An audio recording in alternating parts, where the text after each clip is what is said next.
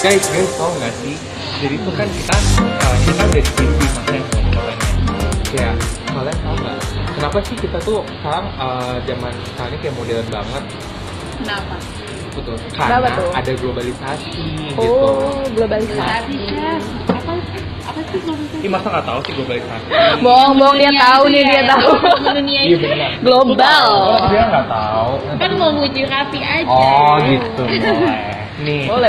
Nih gue punya definisi globalisasi nih yang dari ahli-ahli. Nah, menurut jadi istilah globalisasi itu sebenarnya berasal dari bahasa Inggris, yakni globe. Globe kan kayak bola dunia gitu kan. Nah, terus kayak globe itu bola dunia dan globalization itu kayak proses. Jadi kayak secara harfiah globalisasi itu merupakan proses menyeluruh atau mendunia.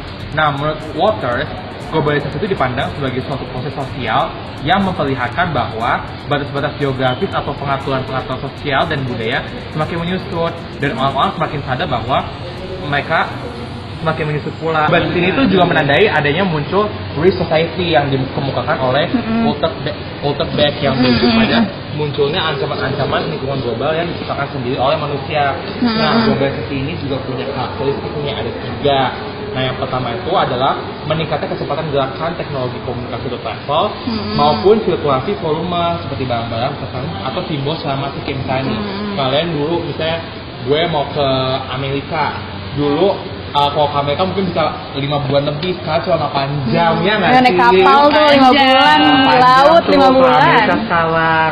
Nah, terus yang kedua, adanya penyusutan ruang yang diekspresikan dalam waktu dan jarak yang semakin pendek dan susut. Kayak misalnya nih, lo ngirim pesan ke temen lo yang ada di Singapura, dulu bisa berminggu-minggu baru nyampe, sekarang sedetik udah nyampe. Jadi kayak cepet banget kan, oh my god. Jadi di Singapura, di Amerika pun nyampe. Oh iya, di Amerika aja sedetik juga nyampe kan. Iya.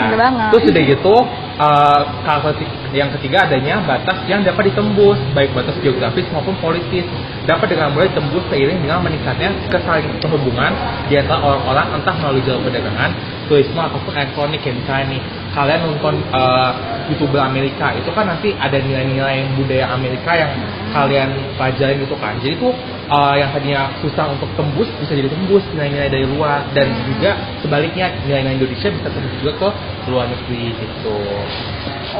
Gimana nih? Oh, jadi globalisasi itu benar-benar membawa dampak positif ya buat hal kayak gitu ya. Bisa aja ada positifnya.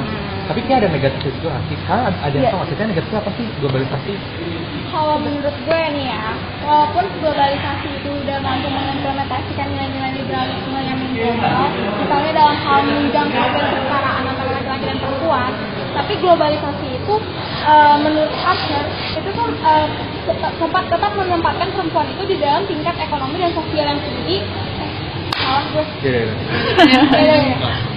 Meskipun globalisasi itu sekarang udah mampu mengimplementasikan nilai-nilai liberalisme yang mengglobal dalam rangka menjunjung hak dan kesetaraan antara laki-laki dan perempuan, tapi globalisasi ini masih menghadirkan bentuk penindasan baru terhadap perempuan. Hal ini bisa dilihat karena perempuan itu yang berada di dalam tingkat ekonomi dan sosial tinggi mungkin emang mampu nih meraih keuntungan dari globalisasi, tapi kalau perempuan-perempuan yang di bawah tingkat ekonomi dan sosial yang lemah, mereka tuh itu malah semakin termarginalisasi dan memiskinkan mereka. Belum lagi globalisasi itu belum bisa menjamin terlindunginya hak-hak perempuan, karena dilihat dari data Komnas Perempuan di dalam catatan tahunan 2017 aja tercatat terdapat 259.150 kasus kekerasan terhadap perempuan. Banyak banget ya. Banyak banget. Di dalam itu terbagi ada kekerasan secara personal, itu secara personal itu ada kekerasan fisik, seksual ataupun psikis, ada juga di ranah komunitas dan ada di ranah negara. Di ranah negara ini misalnya penggusuran, ada juga human trafficking sampai kekerasan terhadap buruh imigran. Oh, Apalagi kan Ngeri juga ya. Ngeri banget. Tapi kita nggak bisa memandang globalisasi secara negatif aja. Oh. Kita tuh juga harus memandang globalisasi sebagai sisi positifnya. Bener juga Bahwa sih. sebenarnya globalisasi ini udah mengubah perspektif lokal tentang gender tuh. Misalkan kayak kesadaran adanya diskriminasi serta penindasan yang dialami oleh kaum perempuan itu sebenarnya membuat globalisasi ini dipandang sebagai sebuah harapan, sebagai sebuah peluang yang menciptakan adanya kesetaraan gender. Tadi betul apa yang Nia bilang bahwa globalisasi membawa kesetaraan antara laki-laki dan perempuan, di mana globalisasi ini dianggap telah membawa ideologi liberalisme yang mendukung hal tersebut. Nah, tapi kita juga jangan lupa kalau globalisasi itu juga membawa dampak-dampak positif. Contohnya, globalisasi ini membuka lapangan kerja, lalu membuka akses terhadap pendidikan yang lebih baik lagi. Nah, globalisasi ini juga telah membawa kepercayaan diri yang kuat terhadap perempuan, bahwa gak hanya laki-laki doang yang bisa duduk dalam posisi tertentu, posisi yang tinggi, tapi perempuan di era sekarang juga mampu untuk duduk dalam posisi tersebut. Nah, globalisasi ini juga mengubah persepsi bahwa sebenarnya perempuan ini pada akhirnya nggak cuma jadi ibu rumah tangga juga kok, gitu. Perempuan juga bisa buat fight, buat struggle di karena terbukanya peluang, karena terbukanya kesempatan di era globalisasi ini. Oh, betul. Tapi yang gue pengen highlight ya, terbuka ruang, pekerjaan, terus perempuan bisa masuk ke dalam ranah-ranah yang dulunya nggak bisa. Kalau menurut gue sampai sekarang sebetulnya masih ada loh perempuan yang sulit masuk ke dalam ranah-ranah tersebut. Nih contohnya misalkan kayak kita lihat dari TV-TV ya kalau misalkan iklan-iklan komersial kayak gitu kan banyak banget nih yang banyak banget yang mengeksploitasi tubuh perempuan kayak misalkan, ya kan iklan sabun kayak gitu-gitu. Nah itu di situ makanya ada suatu wacana bahwa perempuan masih dijadikan sebagai objek seksualitas. Iya, kayak ada iklan mandi gitu-gitu. Iya, makanya nih kalau misalkan kayak orang-orang bilang nih perempuan itu tubuhku otoritasku. Oke, itu bagus banget. Nah, tapi di satu sisi juga masih ada nih kelemahan-kelemahan di globalisasi karena pada kenyataannya iklan-iklan komersial yang kayak gitu yang kayak cewek putih, tinggi atau langsing itu mendukung suatu standarisasi terhadap perempuan itu kayak gitu kan. Nah, kalau misalkan kita lihat dari bidang pekerjaan nih, oke, perempuan bisa masuk, tapi sebetulnya ada juga kualifikasi gitu yang bikin perempuan ini ya merasa terpinggirkan. Misalkan kayak kualifikasi perempuan harus good looking, harus kakinya berjenjang, harus ya pokoknya appearance-nya tuh bagus ya gitu. Menurut gue itu suatu kekurangan yang masih ada gitu di zaman sekarang. Sama gue mau nambahin ya, dampak globalisasi terhadap perempuan itu bisa kita lihat dari peningkatan jumlah perempuan yang mencari nafkah dalam bidang industri seks di berbagai media di bawah prinsip ekonomi pasar. Globalisasi itu kan membawa nilai-nilai kapitalisme. Nah, kapitalisme itu kan menjunjung prinsip ekonomi pasar bebas kan. Nah, di tengah tingginya persaingan ekonomi, masyarakat itu jadinya karena tadi dibilang seksi, mereka memasang sebuah standar kecantikan.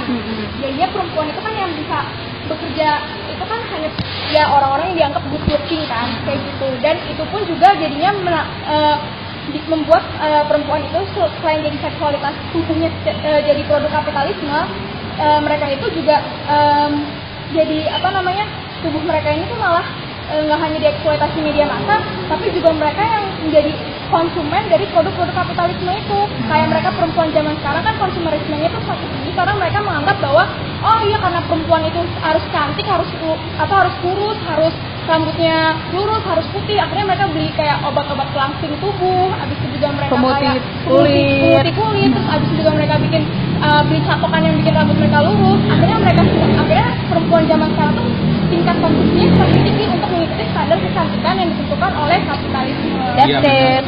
Jadi kayak kesannya tuh gimana ya? Perempuan tuh dituntut untuk misalnya fit in to certain kategori gitu. Kayak misalnya yang bagus itu rambutnya lurus, kulitnya putih. Jadi kayak emang benar sih jadinya kesannya tuh perempuan jadi dia tuh fisik. Iya, betul. Seperti yang objek seksualitas masih ada sampai sekarang. Sedih juga sih sebenarnya. Sedih juga. Gimana sih pendapat lo? Kalau menurut gua dari segi pekerjaan, tadi kan juga dibahas masalah labor, laporan dari perusahaan McKinsey itu melaporkan kalau pada tahun 2018 itu McKinsey itu melakukan survei terhadap 462 perusahaan multinasional dan juga perusahaan lokal di Amerika Serikat yang mempekerjakan dengan total 19,6 juta karyawan. Nah, dari penemuan mereka, itu mereka menemukan kalau perempuan itu masih kurang terrepresentasikan dalam pekerjaan mereka. Kayak gimana tuh? Jadi posisi-posisi tertentu itu sangat sulit sekali untuk diduduki oleh perempuan. Perempuan itu biasanya menduduki posisi-posisi entry level job. Tapi untuk posisi-posisi manajer, untuk posisi-posisi direktur itu biasanya masih mendominan dikuasai oleh laki-laki. Terutama kaum perempuan yang kulit berwarna, colored skin itu lebih sangat lebih sedikit gitu. Masih di bawah 10% atau bahkan di bawah 7%. Dan peningkatannya itu sebenarnya dari tahun ke tahun, ini survei ini dilakukan dari tahun 2014 sampai tahun 2018. Peningkatan itu nggak signifikan, paling cuma naik 1%, naik 2%. Karena emang sebenarnya company itu sebenarnya secara value mereka itu memang mendukung untuk adanya gender equality gitu. Tapi secara realitas mereka itu to some extent mereka itu males untuk melakukan itu gitu. Karena mereka nggak tahu caranya bagaimana yang memang benar-benar bisa efektif gitu loh. Karena di lingkungan pekerjaannya pun biasanya sering perempuan itu sering kena stereotype. Biasanya sering ada terminologi the only person in the room. Namanya satu-satunya perempuan di departemen itu. Dan itu orang-orang yang seperti itu yang suka kena stereotype gitu loh. Mereka itu susah untuk naik pangkat gitu. Makanya sebenarnya tuh lagi-lagi itu sebenarnya kita tuh kan nggak bisa memaksa gender equality, itu kan lebih kepada kesadaran sosial gitu loh. Makanya gimana caranya itu tetap harus diperjuangkan. Iya sih, emang kalau dari diskusi yang tadi kita udah itu kayak emang globalisasi ini sebenarnya ada loh positifnya, kayak tadi misalnya perempuan bisa masuk ke ranah pekerjaan, terus kayak gitu juga ada modernisasi, dan mungkin tadi perempuan juga sama bisa akses pendidikan juga. Akses pendidikan, kayak perempuan tadi cuma di rumah bisa pendidikan. Cuman ya tadi emang to some extent emang masih ada juga negatifnya, kayak tadi dipandang cuma fisiknya doang, udah gitu mungkin untuk level top manajemen mereka belum bisa masuk, padahal level tinggi itu kan perlu untuk misalnya biar kebijakan-kebijakan di perusahaan atau bahkan mungkin di negara itu bisa lebih lama pada perempuan dan nggak mainstream gitu loh jadinya. Ya sih.